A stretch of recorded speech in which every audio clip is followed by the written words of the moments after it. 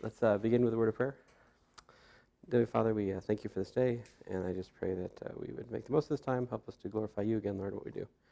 And I just thank you for all the CFAs who managed to make it here today. Amen. I'm very grateful for every one of them who's here. This is the same. For every one of them who's here in this room. Yes. I said the same thing in linear. Yes. So we're in section 14.7, which is aptly titled Solvable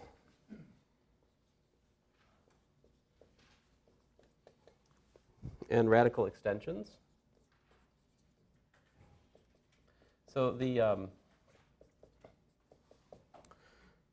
insolvability of the Quintic.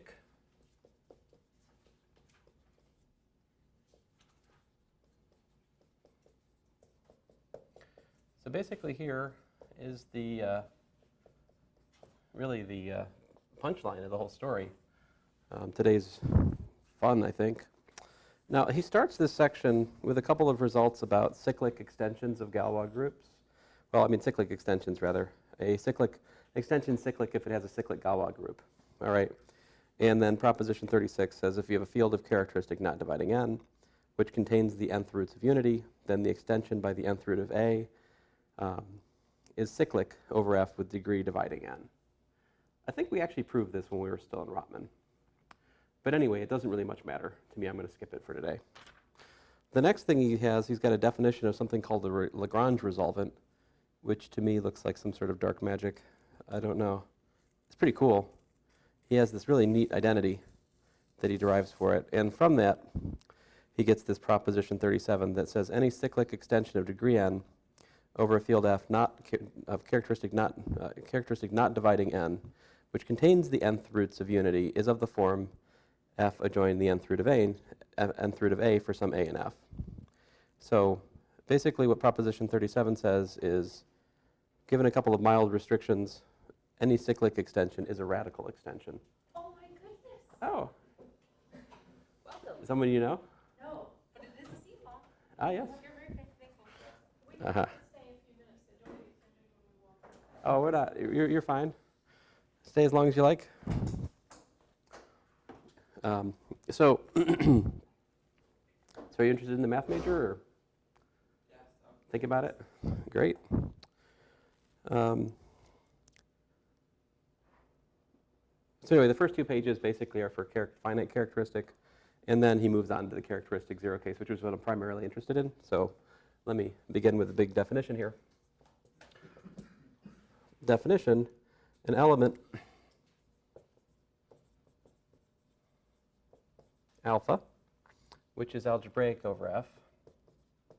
What does that mean, guys?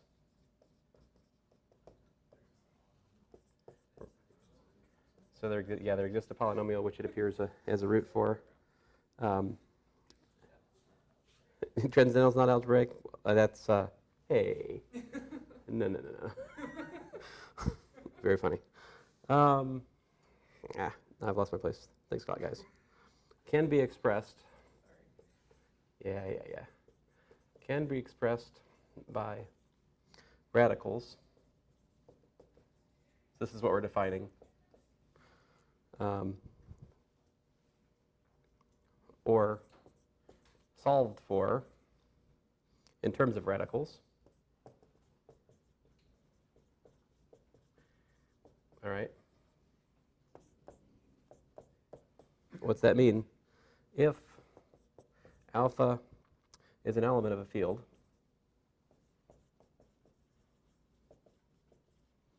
and what's the deal? Field K, which can be obtained by a succession of simple radical extensions.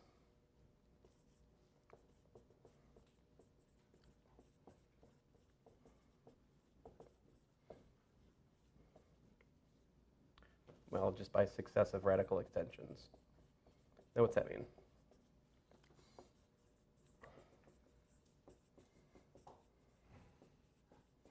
So much writing. So F is the base field, right? And then, so he calls that case of not. And then we say that's a subset of K1, which is a subset of K2, and so forth and so on. Eventually, you get to the I can't say that, K sub S, which is equal to K. And what's the deal here? Where K sub I plus 1 is equal to K sub I adjoin the n sub I root of A sub I. And let's see here, where where A sub I is where?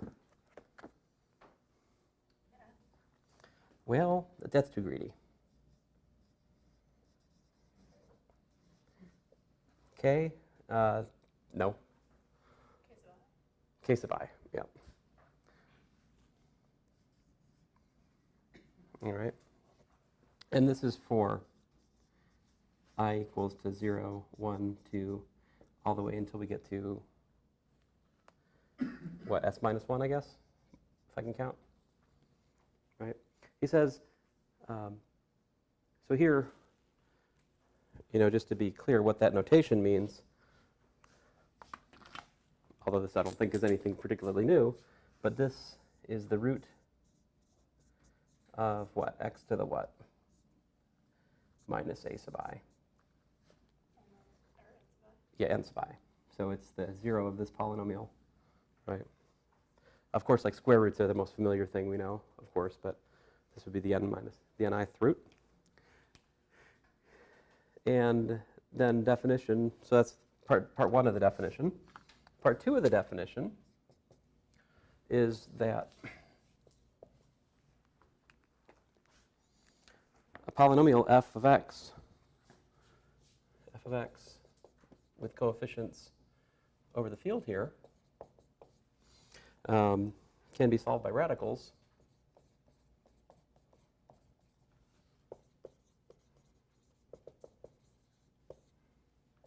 if what? If all its roots, or roots, can be solved for in terms of radicals.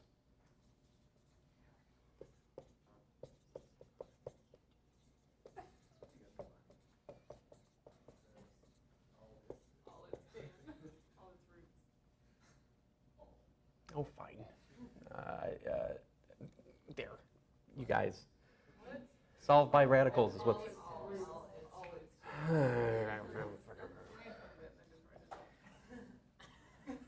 Oh, I was too busy making fun of it? Lorenzo Karma. Let's see here. Sounds like something you might get at Starbucks. Is it I'd like a Lorenzo Karma with cream. Extra soy milk. Let's see here. In terms of radicals. All right, so this, of course, is what got the whole story. I mean, so let's just take a second here to appreciate some history and to try to say something meaningful to our visitors. So you are well aware probably that we can solve ax squared plus bx plus c equals to 0. You know how to do that, right? This is what, we get what, x equal to minus b plus or minus square root, right? So these roots, right, the plus and minus roots, these are exactly the kind we're talking about because they appear as basically solutions to a polynomial. And so then the question that the whole thing we're looking at in this class right now is trying to understand how that generalizes. So like you may be aware that there is something similar for a cubic, all right? There's also something similar for a quartic. In other words, you can find formulas for all the roots of a quartic or all the roots of a cubic. But I wonder, did you know that you can't do it? Can't find such a formula.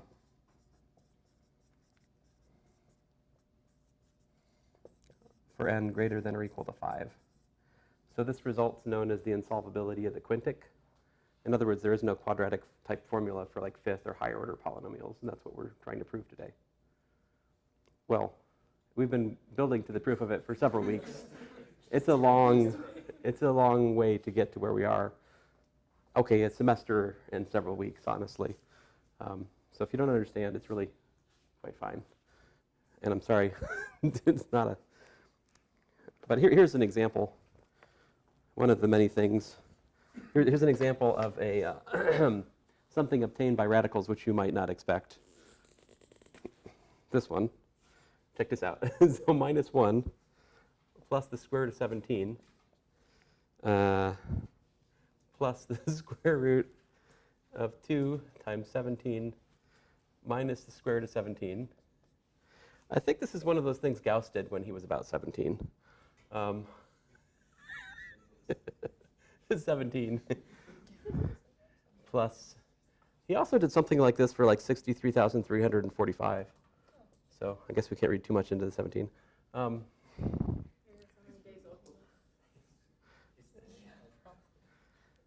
So this has to do with the fact that you can construct, I think you can inscribe a 17-sided polygon inside a circle, if I'm remembering right, using compass straight edge constructions. And that has links somehow to these field extensions. I haven't really delved much into that, but that theory of constructible numbers and all that. So this is a, he said this was used to construct the regular 17-gon. This is expressed by radicals, and it's contained in the field K4. So here, the base field is the rationals, Q. The first radical simple extension, we just adjoin, well, he's, oh, fine. But what that is Q adjoin square root of 17. And then he's looking at K2, which is K1, adjoin the square root of A1, where A1 is 2 times 17 minus root 17. And then K3 is K2 adjoin the square root of A2, where A2 is 2 times 17 plus root 17. And finally K4, which is K3, adjoin the square root of A3, where A3 is, you guessed it, 17 plus 3 root 17 minus the square root of 2 times 17 minus root 17 minus 2 times the square root of 2 times 17 minus, plus the square root of 17. I mean, obviously, right? No. Yeah. So what does this thing have to do with the 17 gon? Is it like the solutions to it, or its vertices or something like that? So being able to construct the 17 gon corresponds to the existence of this number over the rationals as a constructible number, which has to do with the constructible numbers, which I haven't done a lecture on. But he says this is from a previous section. He derived this back in section, does he say? I don't know, in previous section. So yeah, 14.5. That, of course, would be an interesting thing to spend a day on. Maybe I will at some point. The relationship between those and the... Just like the relationship between constructible numbers and field extensions. So like the existence of a constructible number corresponds to the degree of the extension being 2 is like the main result. So if you ask the question, can you trisect an angle, that would correspond to like a degree 3 extension, as it turns out. So that means that you can't trisect an angle using straight edge compass constructions. That's kind of the, I just spoiled this section, I'm sorry, that's the main punchline for the, but it takes a while to build that up, but yeah.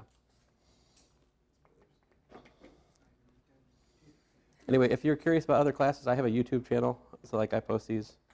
It's James Cook. Oh, Yeah.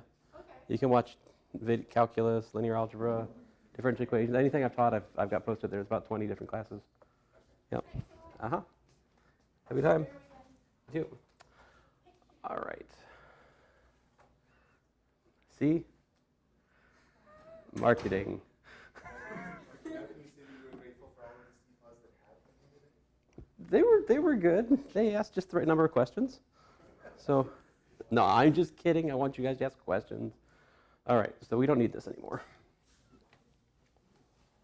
So let's get to the. I was thinking about it now. What's that? He said he walked in and you said he was thinking about math. And he's like, not anymore. Oh, is that what he said? No.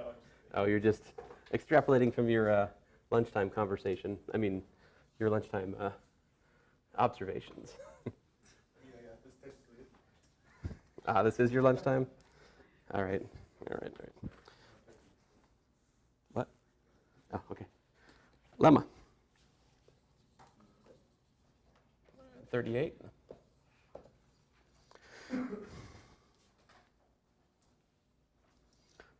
If alpha is contained in a root extension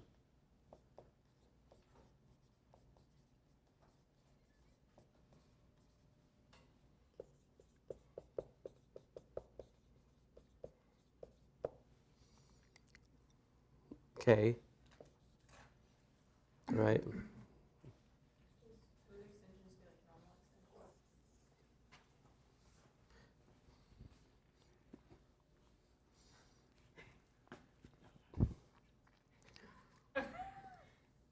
Which is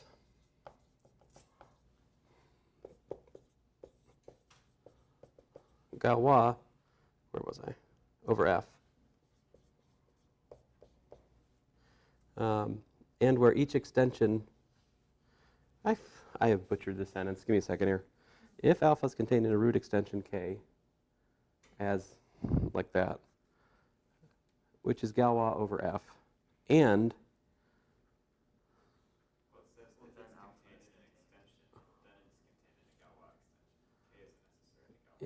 if alpha is contained in a root extension K,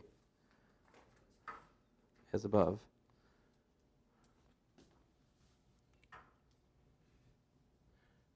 then, very important word I'm missing, alpha is contained in a root extension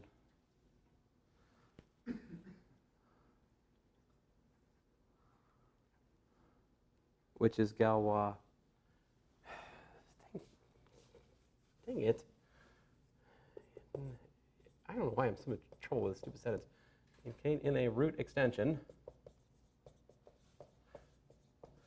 which is Galois over F. And what else? Where each extension is cyclic.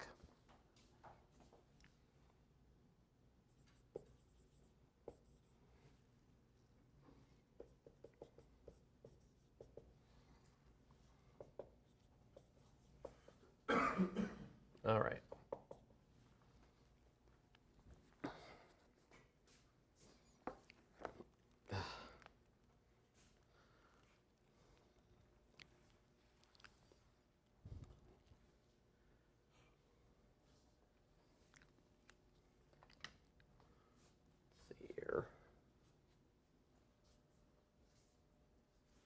Let's try to look at the proof then. His proof involves the Galois closure of K over F. Did anybody know what that is?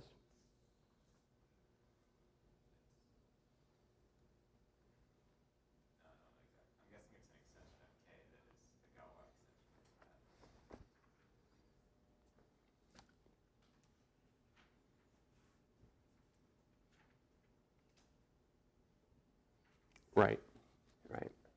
So in the previous, and that came up in the proof that I have skimped on in the past, and I still owe you guys, I think. But given any extension, we can like put that inside something that's Galois over F. Like you can further extend if need be to elevate the extension to a Galois extension by adjoining additional roots if necessary. So that's something you can do. So he says let L be the Galois closure of K over F, all right, if need be. I mean, if K is already Galois, then we're okay, right? Okay, I'll accept that pun. Let's see here. Then, what next?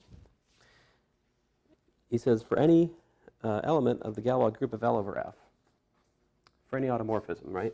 For any F fixing automorphism of K. Well, not K, but L.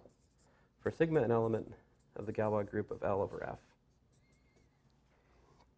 we have a chain of subfields.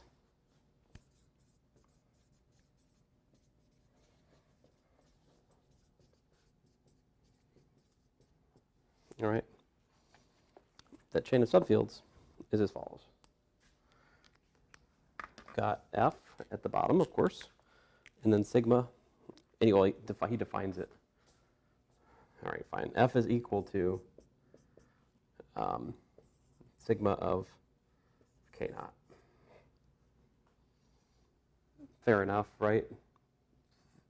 Sigma is what? An F fixing automorphism, so of course this is like not surprising. Now, that's a subset of sigma of K1, sigma Ki. I'm assuming he's going to define these in just a second. Subset of sigma Ki plus 1. How are we generating this chain, I guess is my question. Sigma of Ks equal to sigma K.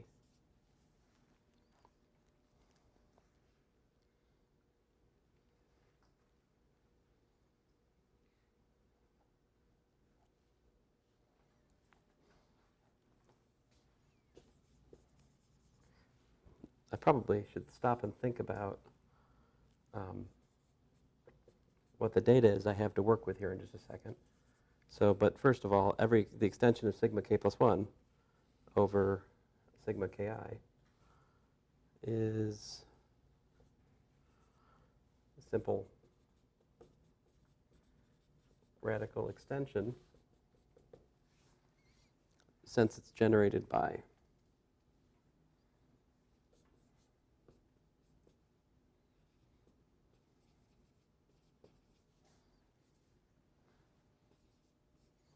sigma of, so he really is assuming all of the notation of the definition, isn't he?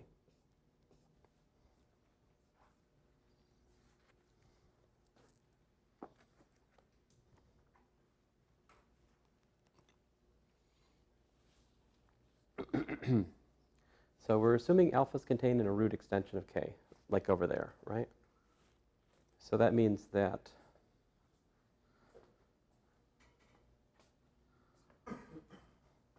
K has this structure where each one is a radical extension.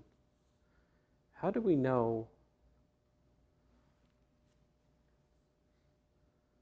why the sigmas, I guess, is my question.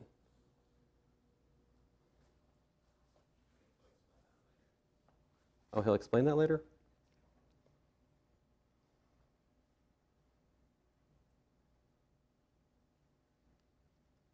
I mean, I guess my question is, how do you know that sigma sort of preserves this chain?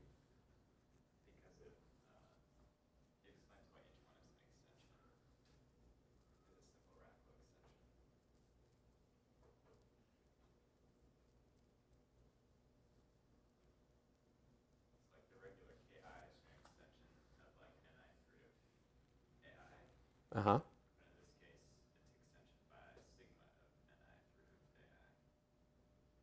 Oh. Oh, okay. Can you elaborate on what sigma K is? Is that just like all K? Sigma is an automorphism. It's in the Galois group. It's an automorphism, F fixing automorphism of L. But it should also permute the roots, right? Is that fair? Will it permutes the roots of that? So, like, what I'm saying is sigma of the nth and ith root of AI another one of the roots of this guy?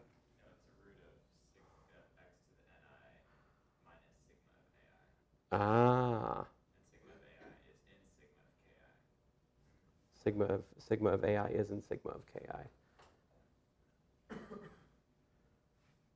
So it's a related, so this is like a related tower, but it's not necessarily the same one. Okay.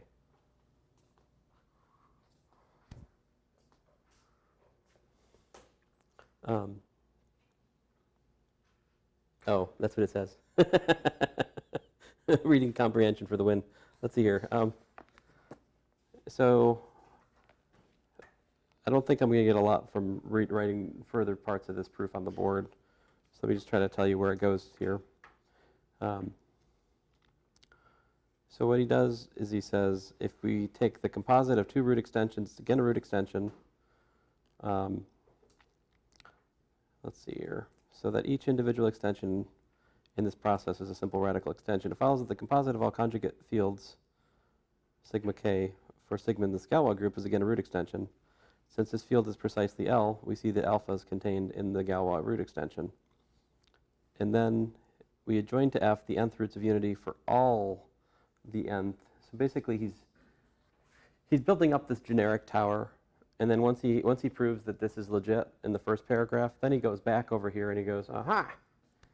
Oh, I'm going to pick up I'll just throw in all the other zeros, all the other roots of this polynomial, and that's what he's doing now. Adjoin to F the n sub ith roots of unity for all the roots, nth roots of a sub I of the simple radical extensions in the Galois root k over f, and obtains the field f prime.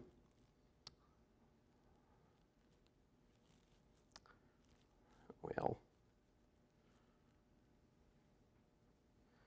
hence f prime k over f is a root extension, which is Galois over f with cyclic intermediate extensions, completing the proof. All right, well, I'm sorry. I don't think I'm going to come to any decent exposition of that today, so I'm going to cut and run at this point. My apologies, you guys. Let's move on to Theorem 39. You got to know when to hold them, when to fold them. You know how it goes. Let's see here. We have. Well, wait a minute. No, I'm not looking for editing. So, all the things I'm about to say. La la la la la.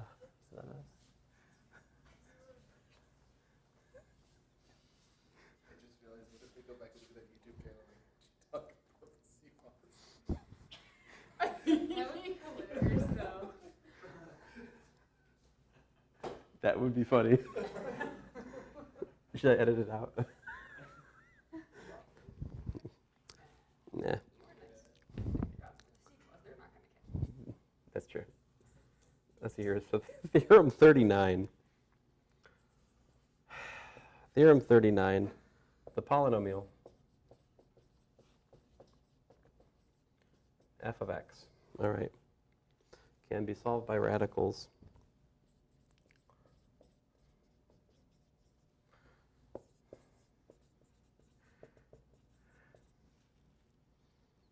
if and only if its Galois group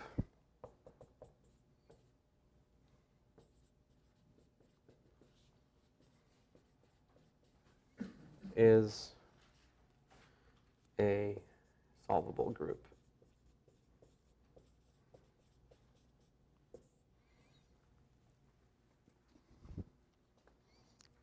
All right, so let me just, before we attempt a proof here, let me remind you what I say remind, but that's a little bit silly. Let me introduce you to the definition of solvable group.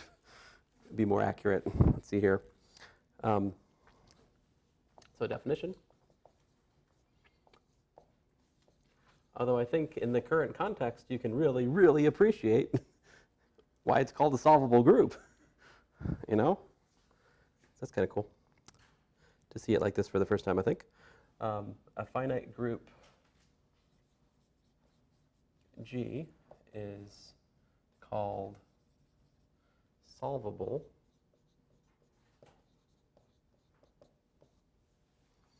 all right, if there exists a chain of subgroups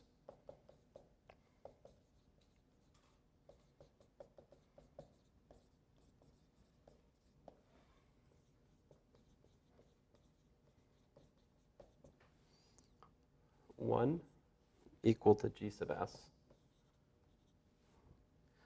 less than or equal to, listen to me, which is a subgroup of G sub S minus 1, less subgroup of da-da-da. I'm like everything I hate. Let's see here. Subgroup of GI plus 1, which is a subgroup of GI, and so forth and so on. Eventually, we get to G naught, which is equal to G. All right. So there's this chain of subgroups. And a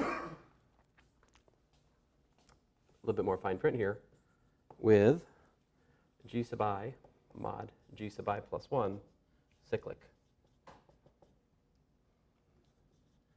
for I equal to, what do we got here? 0 to S minus 1.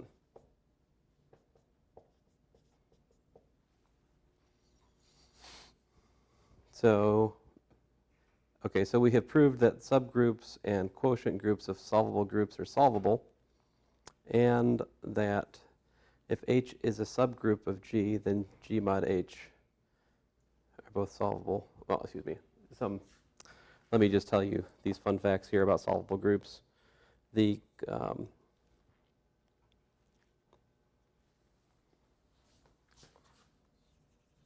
again, subgroups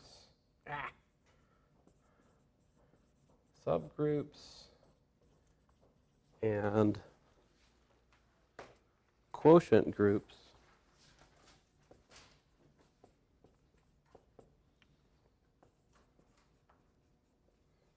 of solvable groups are solvable. That's one thing that's known. And we also know that if we have H as a subgroup and, well, also if we have H a subgroup of G solvable and G mod H solvable, then what?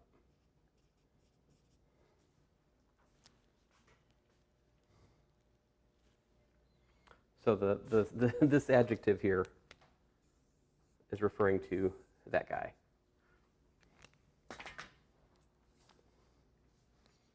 So this data gives us solvability of what? G, right.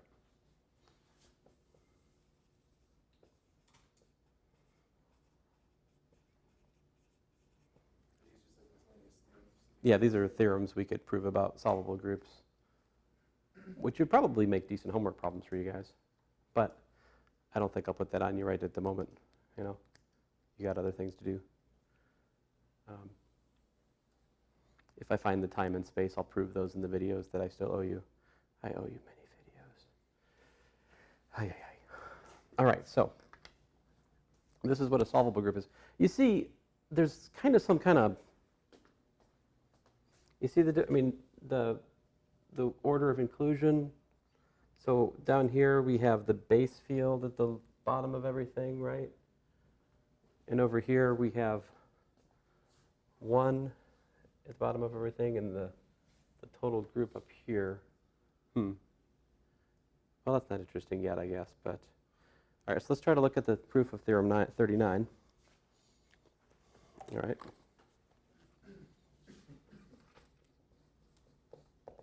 Let me actually just check time.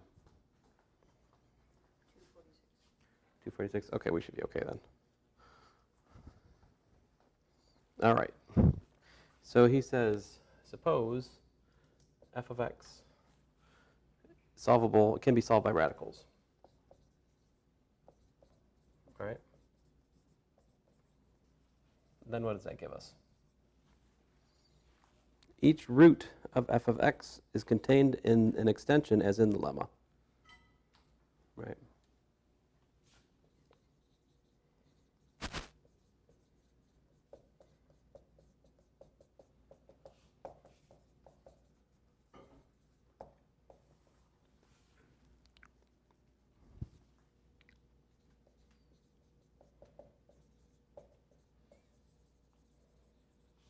That lemma 38, right? So which kind of extension? If it's solved by radicals, that means, okay, so just trace out the logic here. If it's solved by radicals, that means it's in a tower of radicals, but then Lemma 38 says that tower of radicals is actually Galois, and each extension, at each stage in the extension, it's cyclic, right? So we have that. He says that the composite L of such extensions is again of the same type by proposition 21. And he says, let G sub I be the subgroups corresponding to the subfields. In other words, he's going to take the Galois group of Ki plus 1 mod Ki to be equal to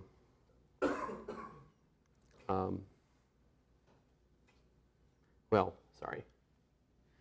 Let me just say that this is equal to Gi mod Gi plus 1. We're using the course, we're taking advantage of the correspondence. G sub I corresponds to what?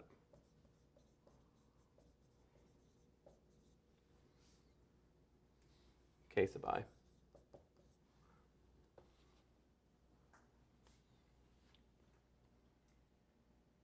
So these are the usual field Galois group correspondence, you know.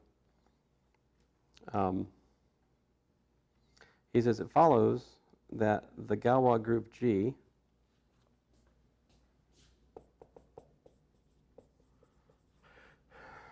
let's see here, G equals to Gal L over F is solvable. Why is that?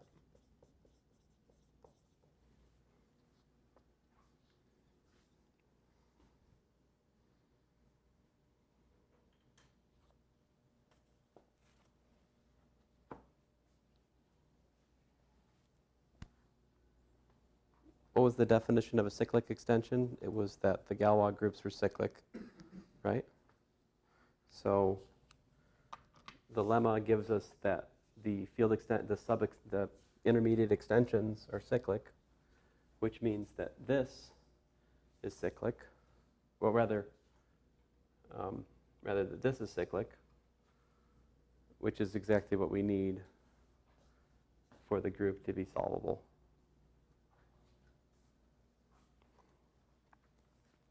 And what else do you say? It says the field L contains the splitting field of f of x. So the Galois group of f of x is a quotient group of the solvable group G and is hence solvable. So now we're going back to the fun facts I wrote for you in red.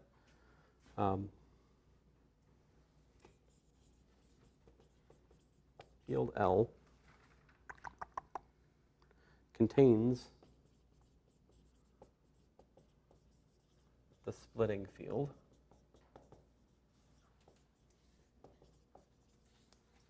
of f of x. So the Galois group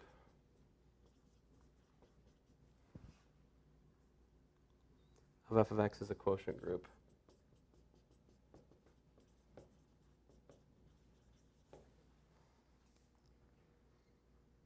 of solvable group G.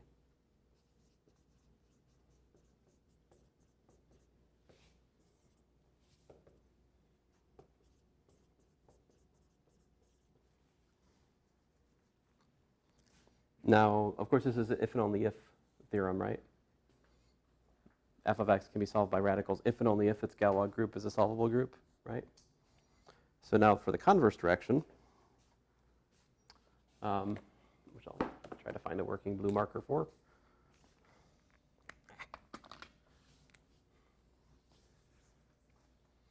So what should we assume? Suppose, what is it? All right, suppose the Galois group is solvable. Galois group of what?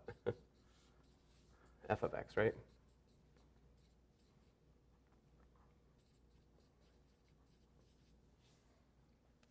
Right.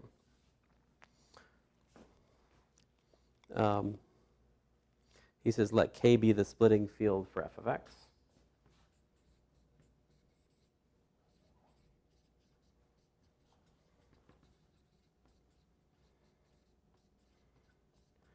remember, every Galois extension is a splitting field, right? So that's not anything special here.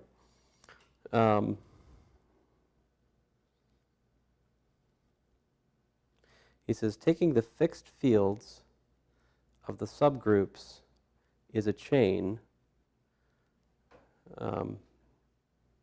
22. This is 22. In Dummett and Foote, this is 22. He says, taking the fixed field, let's see, go back here. Taking the fixed fields of the subgroups is a chain, in a chain for G, gives us a chain.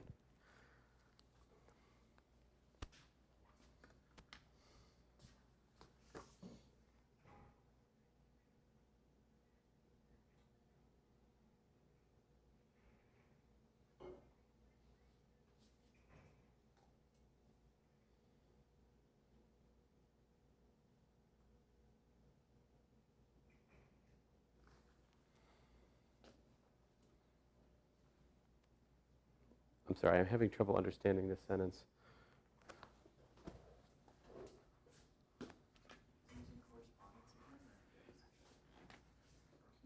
So the what are the subgroups he's referring to, though? Oh, I'm an idiot. What did we say about this? Solvable. Duh. So we have, I'm an idiot. So we have the existence, right, of this chain of subgroups.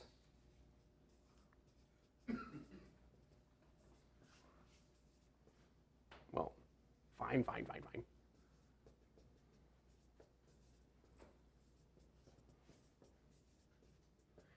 So this is a chain of subgroups in the Galois group. And we know that each subgroup in the Galois group, by our Galois correspondence, has a fixed field, right? But it's the inclusion is counter, right? So the fixed fields are otherwise arranged, right? So we have F equals to K naught, subset of K1, subset subset Ki, subset Ki plus 1. You notice the opposite, the ordering here is counter to what's above, right? Where, let's see here, Ki plus 1 over Ki is a cyclic extension of degree Ni. Now, why is that?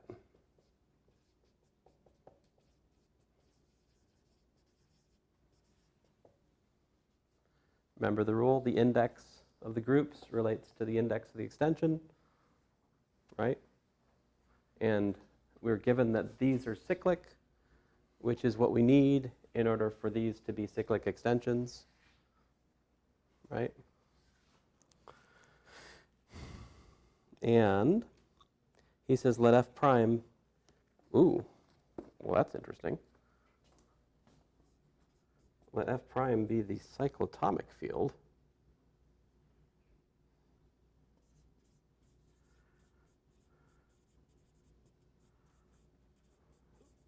Cyclotomic field over F,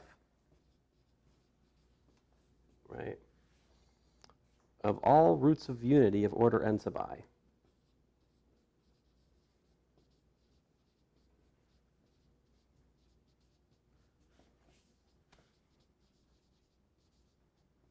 All right, so what? And that's for I equals to 0 to s minus 1. And form composite fields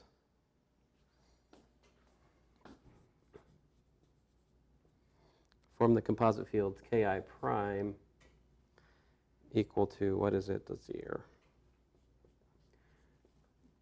F, keep losing my place. F prime Ki, right? So why is he doing that?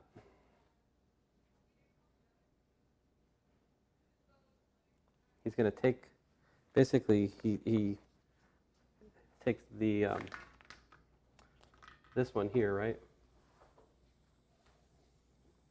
And this idea, and put those two together, and he gets a corresponding tower of extensions like so, f subset of f prime, which is equal to f prime k naught, which is a subset of f prime k1,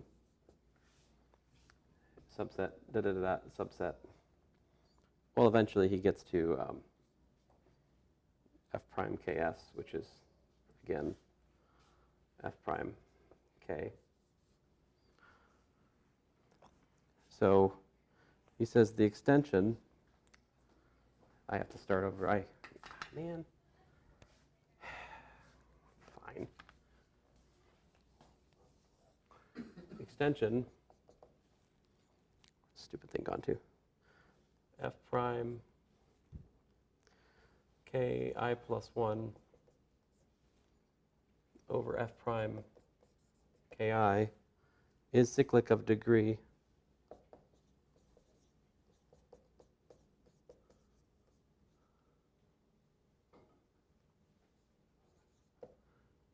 dividing what?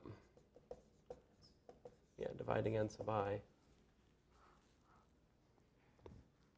So since we now have the appropriate roots of unity in the base fields, each of these cyclic extensions is a simple radical extension by proposition 37.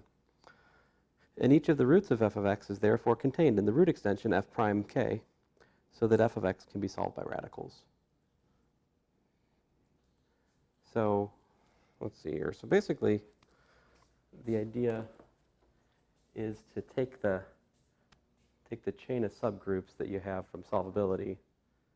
Then you take the corresponding chain of fixed fields, but you might be, I guess, missing some radicals, huh? And then he just throws in all the roots of unity at each stage so that you have everything you need, I suppose.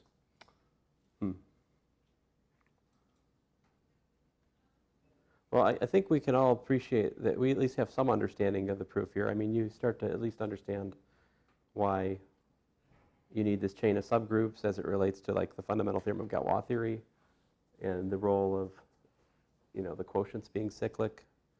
You can understand why that is if we go back to this lemma 38, right, and so forth.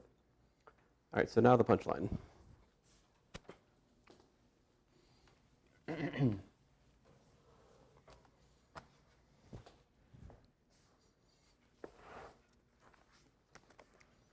Corollary 40. The general equation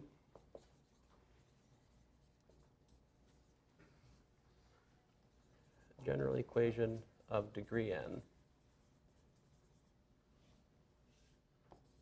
right, cannot be solved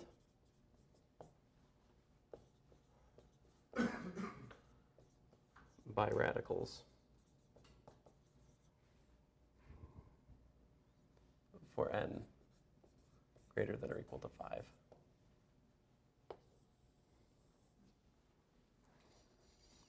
The proof is just that the group Sn is not solvable. It's just this. I mean, here's the proof. And I guess this is a proof that we should probably think more about because you guys haven't thought about solvable groups much, but it can be shown that Sn, the symmetric group at n symbols, is not solvable for n greater than or equal to 5, right? But the Galois group of a generic, sort of the generic nth order polynomial is what? It's Sn. We showed that last time, right? So it follows then, since that is not a solvable group, you can't find a formula for an arbitrary fifth order or higher polynomial using roots or roots. Now, here's a specific, now Bill, I was talking to Bill about this, he points out that this is actually a stronger result than what was proved by perhaps Abel or maybe Ruffini. I think they found a specific polynomial that you couldn't do it for, right? And so it's probably easier to show in particular f of x equals x to the fifth minus 6x plus 3. Yeah, you can go. It's fine. I won't say much more. Good luck on your quiz. So this one right here, he argues, basically that example on page 629 to 630.